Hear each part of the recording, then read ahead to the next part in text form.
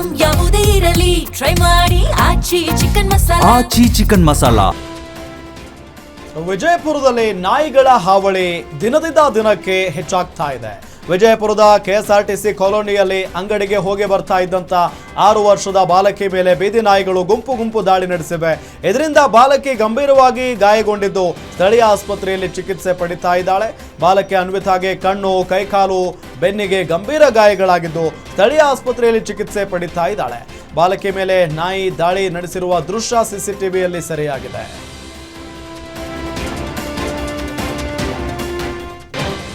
ಮಾದಕ ವಸ್ತುಗಳ ವಿರುದ್ಧ ಮೈಸೂರು ಪೊಲೀಸರು ಸಮರ ಸಾರಿದ್ದಾರೆ. ಮೈಸೂರು ನಗರದ ಸಿಸಿಬಿ ಪೊಲೀಸರು ಅಕ್ರಮವಾಗಿ ಮಾದಕ ವಸ್ತುಗಳನ್ನು ಪೂರೈಸುತ್ತಿದ್ದ ಜಾಲವನ್ನ ಭೇದಿಸುವಲ್ಲಿ ಯಶಸ್ವಿಯಾಗಿದ್ದಾರೆ. ಮಾದಕ ವಸ್ತುಗಳನ್ನು ಮಾರಾಟ ಮಾಡುತ್ತಿದ್ದ 2 ಆರೋಪಿಗಳನ್ನ ಬಂಧಿಸಿ ಆರೋಪಿಗಳಿಂದ 20 ಲಕ್ಷ ಮೌಲ್ಯದ ನಿಷೇಧಿತ ಮಾದಕ ವಸ್ತುಗಳನ್ನು ವಶಪಡಿಸಿಕೊಳ್ಳಲಾಗಿದೆ. ಇನ್ನು ಕೃತ್ಯಕ್ಕೆ ಬಳಸಿದ್ದ ಹ್ಯುಂಡೈ i20 ಕಾರನ್ನು ವಶಪಡಿಸಿಕೊಂಡು ಪ್ರಕರಣವನ್ನು ದಾಖಲಿಸಿಕೊಳ್ಳಲಾಗಿದೆ.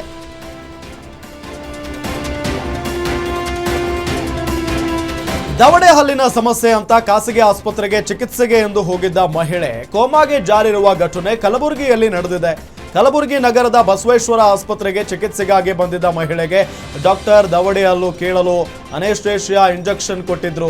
ಇಂಜೆಕ್ಷನ್ ನೀಡ್ತಾ ಇದ್ದಂತೆ ನಾಜಿಯಾ ಬೇಗಂ ಕೋಮಾಗೆ ಹೋಗಿದ್ದಾರೆ. ಕಳೆದ 1.5 ತಿಂಗಳಿನಿಂದ ಸಾವು ಬದುಕಿನ ಮಧ್ಯೆ ಹೋರಾಟ ನಡೆಸ್ತಾ ಇದ್ದಾರೆ.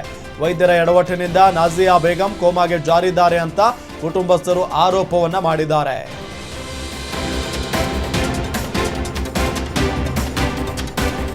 ಬೆಂಗಳೂರಿನ ಚಂದ್ರ ಲೇಔಟ್ನ ಬಿಎಂಟಿಸಿ ಡಿಪೋ ಬಳಿ ಖಾಸಗಿ ಬಸ್ಗೆ ಬೆಂಕಿ ತಗುಲಿ ಹೊತ್ತಿ ಉರಿದಿದೆ.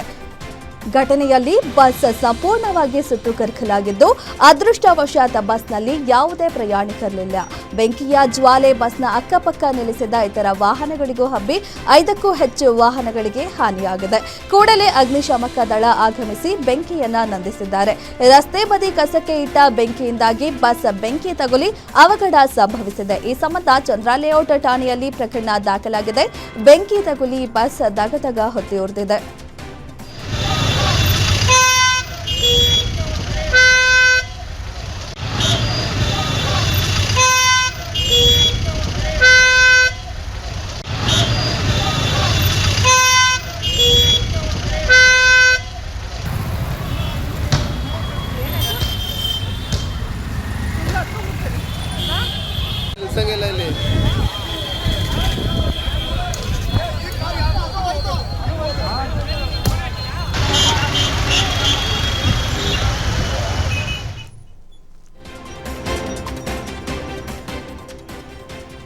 ಕಿಡಿಗೇಡಿಗಳು ಹುಲ್ಲಿನ ಬಣವೆಗೆ ಬೆಂಕಿ ಹಚ್ಚಿರುವ ಘಟನೆ ಕೆಆರ್ಪೇಟೆ ತಾಲೂಕಿನ ಬಳ್ಳೆಕೆರೆ ಗ್ರಾಮದಲ್ಲಿ ನಡೆದಿದೆ.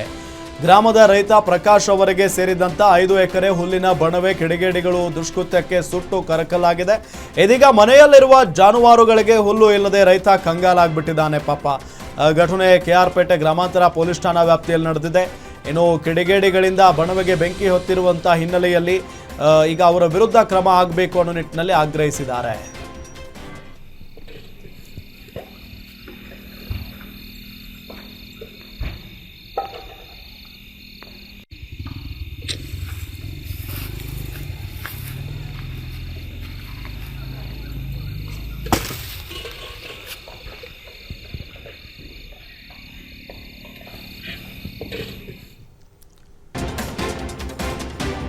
ಚಿಕ್ಕಮಗಳೂರು ನಗರದ ವಿಜಯಪುರ ಬಡಾವಣೆಯಲ್ಲಿ ಹಿಂದೂಗಳ ಮನೆಯ ಮೇಲೆ ಅನ್ಯ ಕೋಮಿನ ಯುವಕರು ಕಲ್ಲು ತೂರಾಟ ನಡೆಸಿದ್ದಾರೆ ಎಂಬ ಆರೋಪ ಕೇಳಿಬಂದಿದೆ. ಕಿಡಿಗೇಡಿಗಳ ಕೃತ್ಯಕ್ಕೆ 2 ಕೋಮಿನ ನಡುವೆ ಗಲಾಟೆ ನಡೆದಿದ್ದು ಇದೀಗ ಈ ಸಂಬಂಧ ಬಸವನಹಳ್ಳಿ ಪೊಲೀಸ್ ಠಾಣೆಯಲ್ಲಿ ಪ್ರಕರಣ ದಾಖಲಾಗಿದೆ. ಈ ಬಗ್ಗೆ 4ರನ್ನ ವಶಕ್ಕೆ ಪಡೆದು ಎಸ್ಪಿ ಜಿತೇಂದ್ರ ಕುಮಾರ್ ದಯಾಮ ನೇತೃತ್ವದಲ್ಲಿ ವಿಚಾರಣೆ ನಡೆಸಲಾಗುತ್ತಿದೆ.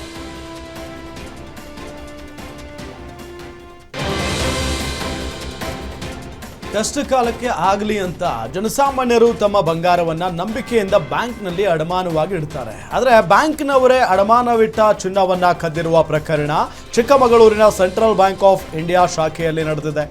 ಗ್ರಾಹಕರ ಚಿನ್ನವನ್ನೇ ಸಿಬ್ಬಂದಿ ಗುಳುಂ ಮಾಡಿದ್ದಾರೆ. ಗ್ರಾಹಕರು ಅಡವಿಟ್ಟ ಅಸಲಿ ಚಿನ್ನವನ್ನ ಸಿಬ್ಬಂದಿ ಮಾರಿ ಲಾಕರ್ನಲ್ಲಿ ನಕಲಿ ಚಿನ್ನವನ್ನ ಇಡಲಾಗಿದೆ ಎಂಬ ಆರೋಪ ಕೇಳಿಬಂದಿದೆ. ಇನ್ನು ಗ್ರಾಹಕರಿಗೆ ತಿಳಿಯದಂತೆ ಅವರ ದಾಖಲೆಗಳನ್ನು ಬಳಸಿ ಅವರ ಹೆಸರಿನಲ್ಲೇ ಹೆಚ್ಚುವರಿ ಗೋಲ್ಡ್ ಲೋನ್ ಪಡೆದು ಹಣ ಲೂಟಿ ಮಾಡಲಾಗಿದೆ.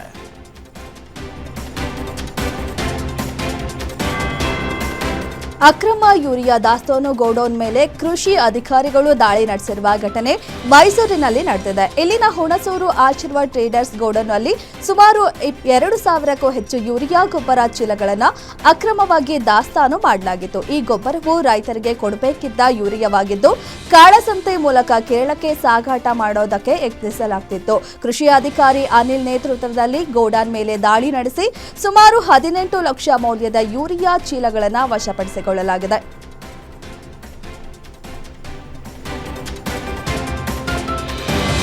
ಮಂಡ್ಯ ಜಿಲ್ಲಾಡಳಿತ, ಜಿಲ್ಲಾ ಪಂಚಾಯತ್ ಹಾಗೂ ಕೌಶಲ್ಯಾಭಿವೃದ್ಧಿ ಇಲಾಖೆ ಸಹಯೋಗದಲ್ಲಿ ಮಂಡ್ಯದಲ್ಲಿ ಬೃಹತ್ ಉದ್ಯೋಗ ಮೇಳವನ್ನು ಆಯೋಜನೆ ಮಾಡಲಾಗಿದೆ. ಇದೇ 21ರಂದು ಮಂಡ್ಯ ವಿಶ್ವವಿದ್ಯಾಲಯದ ಆವರಣದಲ್ಲಿ ಬೃಹತ್ ಉದ್ಯೋಗ ಮೇಳ ನಡೆಯಲಿದೆ. ಈ ಉದ್ಯೋಗ ಮೇಳವನ್ನು ಸದುಪಯೋಗ ಪಡಿಸಿಕೊಳ್ಳಬೇಕು ಅಂತ ಉನ್ನತ ಶಿಕ್ಷಣ ಸಚಿವರು ಸೇರಿ ಸ್ಥಳೀಯ ಶಾಸಕರಿಂದ ತಿಳಿಸಿದ್ರು. ಈ ಬೃಹತ್ ಉದ್ಯೋಗ ಮೇಳದಲ್ಲಿ 100ಕ್ಕೂ ಹೆಚ್ಚು ಕೈಗಾರಿಕಾ ಕಂಪನಿಗಳು ಭಾಗಿಯಾಗಲಿದ್ದಾರೆ. ಮಂಡ್ಯದಲ್ಲಿ ಬೃಹತ್ ಉದ್ಯೋಗ ಮೇಳ ನಡೆಯಲಿದೆ.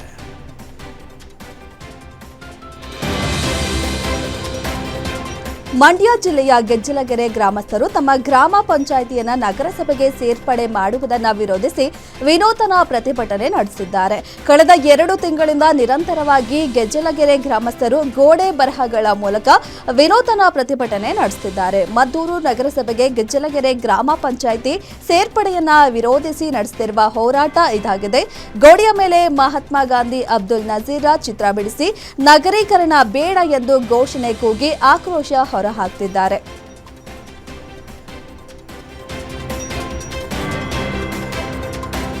ಕೋಲಾರದ ಬಂಗಾರಪೇಟೆ ಪಟ್ಟಣದ ಕುಂಬಾರಪಾಳ್ಯದಲ್ಲಿ ಶಿವರಾತ್ರಿಯ ಮರುದಿನ ಬರುವ ಅಮಾವಾಸ್ಯೆಯನ್ನ ವಿಚಿತ್ರವಾಗಿ ಆಚರಣೆ ಮಾಡಲಾಗಿದೆ. ಕಾಳಿಯ ವೇಷಧಾರಿ ಮಂಗಳಮುಖಿಯೊಬ್ಬರು ತಾಳಕ್ಕೆ ತಕ್ಕಂತೆ ನೃತ್ಯ ಮಾಡುತ್ತಾ ಕಡಿದ ಕುರಿ ಕುತ್ತಿಗೆಗೆ ಬಾಯಿಯನ್ನ ರಕ್ತ ಕುಡಿತಾ ಇರುವ ಭಯಾನಕ ದೃಶ್ಯ ಸೆರೆಯಾಗಿದೆ. ಇನ್ನು ಕಾಳಿ ವೇಷಧಾರಿ ಸಮಾಧಿಯ ಮೇಲೆ ನಿಂತು ಬಿಯರ್ ಕುಡಿದು ಬೀಡಿ ಸೇದಿ ಹೊಗೆ ಬಿಡೋದನ್ನ ನೋಡುಗರನ್ನ ಭಯ ಬೀಳಿಸುವಂತಿದೆ. ಕಾಳಿದೇವಿಯನ್ನ ಒಲಿಸಿಕೊಳ್ಳುವ ಸಲುವಾಗಿ ಮಾಡುವ ನರಕಾಸುರ ಸಂಹಾರ ಮತ್ತು ಸ್ಮಶಾನ ಉತ್ಸವ ಅಂತ ಸ್ಥಳೀಯರು ತಿಳಿಸಿದರು.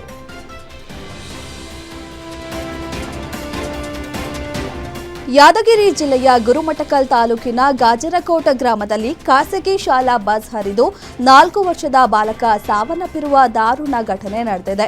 ಪ್ರತಿದಿನದಂತೆ ಶಾಲಾ ಬಸ್ ವಿದ್ಯಾರ್ಥಿಗಳನ್ನ ಗ್ರಾಮಕ್ಕೆ ಬಿಟ್ಟು ಹೋಗಲು ಬಂದಿತ್ತು.